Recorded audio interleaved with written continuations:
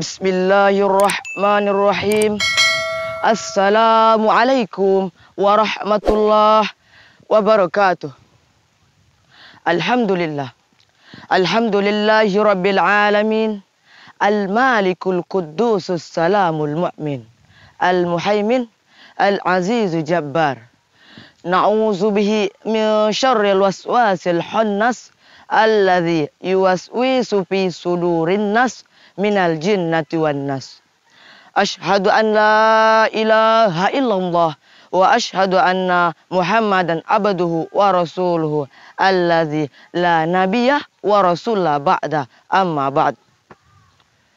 Pertama-tama dan yang paling utama, marilah kita bersama-sama untuk memanjatkan puja dan puji syukur kita atas kehadirat Allah Subhanahu wa Ta'ala, sebagaimana atas berkat limpahan rahmat beliaulah sehingga kita masih diberikannya kesempatan untuk melihat betapa indahnya dunia di sekitar kita, betapa indahnya kita melihat alam-alam ciptaan beliau, dan kita masih diberikannya kesempatan untuk mendengar dan lain-lain.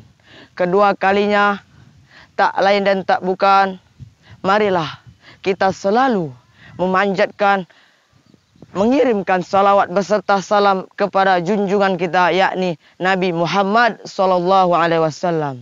Beliaulah yang telah menegakkan agama Islam dengan keizin Allah. Apa kata beliau? Semakin banyak amanah yang aku terima, maka akan semakin besar pula pondasi yang akan aku bangun. Yakni tidak lain dan tidak bukan Nabi besar Muhammad SAW. Berdirinya Ananda di sini tidak lain dan tidak bukan akan bertausiah singkat yang berjudul bertaubat. Sebagaimana telah kita tahu bersama bahwasanya manusia di dunia tidak ada seorang pun yang sempurna. Tidak ada seorang pun yang pernah tidak melakukan kesalahan. Tidak ada seorang pun yang pernah luput dari dosa. Maupun itu dosa kecil maupun besar. Baik yang kita lakukan secara terang menerang maupun gelap-gelapan. Maka dari itu, lantas apa yang harus kita lakukan sebagai makhluk yang selalu melakukan dosa?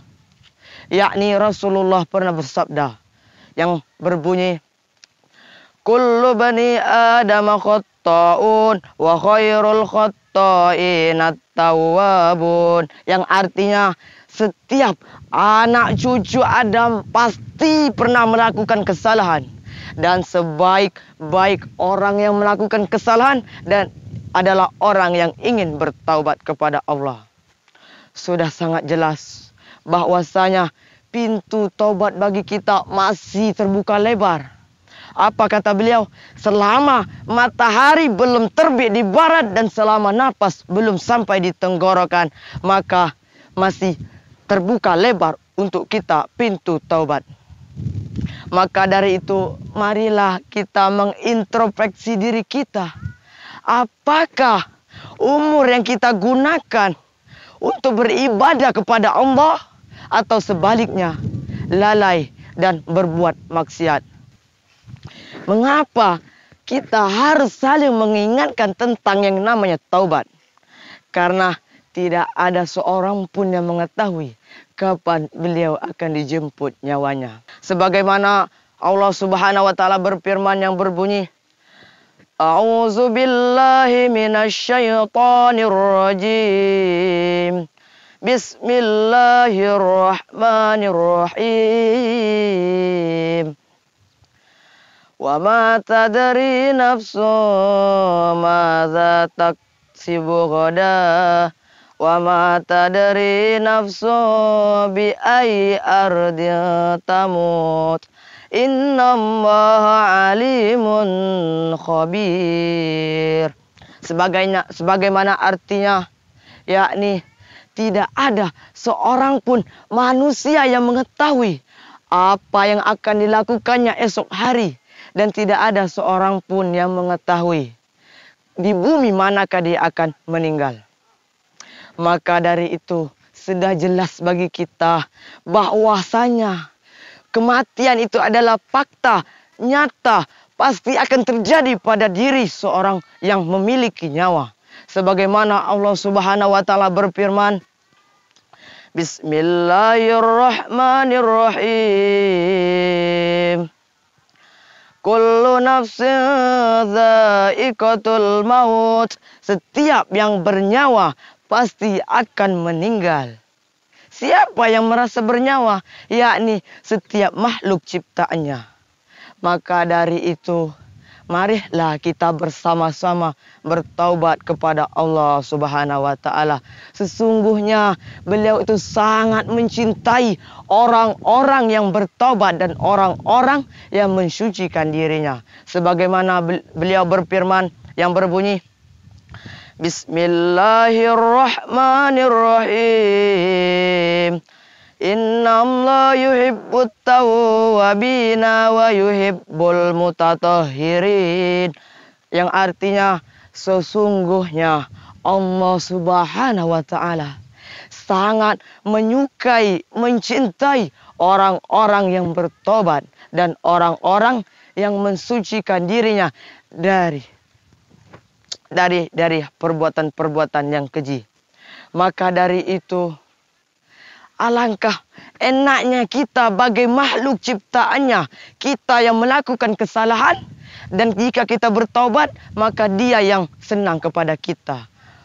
Sungguh hal tersebut adalah hal yang sangat istimewa bagi kita. Maka dari itu kesimpulan pidato singkat hamba pada siang hari ini, yakni bahwasanya marilah kita selalu mengingat kematian. Bahwasanya kematian itu datang tiba-tiba, tidak ada seorang pun yang mengetahui. Kadang-kadang tiba-tiba dia lagi jalan bagus-bagus, datang malaikat Israel nyabut nyawanya, meninggal di tempat. Kadang-kadang ada yang lagi mandi, ada yang lagi makan, bahkan ada yang lagi sholat dan beramal ibadah. Maka dari itu, pertanyaannya ya ini, apakah kita sudah siap untuk menyongsong sang malaikat maut Israel yang tiba-tiba saja datang kepada kita? Pasti tidak ada seorang pun yang berani mengatakan saya siap menghadapinya. Pasti tidak ada yang berani. Maka dari itu, marilah kita selalu berpegang teguh dengan kata-kata Allah yang berbunyi, wa tawassaw bil haqq wa tawassaw bis sabr. Menasihatilah kalian semoga menetapi kebenaran, dan menasihatilah kalian semoga menetapi kesabaran. Sungguh jika kita mengamalkan hal tersebut, kita jadikan panutan dalam kehidupan kita sehari-hari, insya Allah kita akan selalu bertobat dan bertobat. Mungkin cuman sekian pidato singkat hamba. Jika ada jarum yang patah, janganlah disimpan di dalam peti.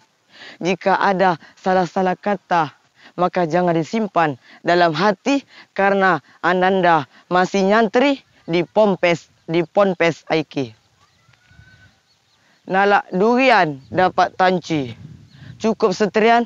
Terima kasih. Wabillahi taufiq wal hidayah. Wassalamualaikum warahmatullahi wabarakatuh.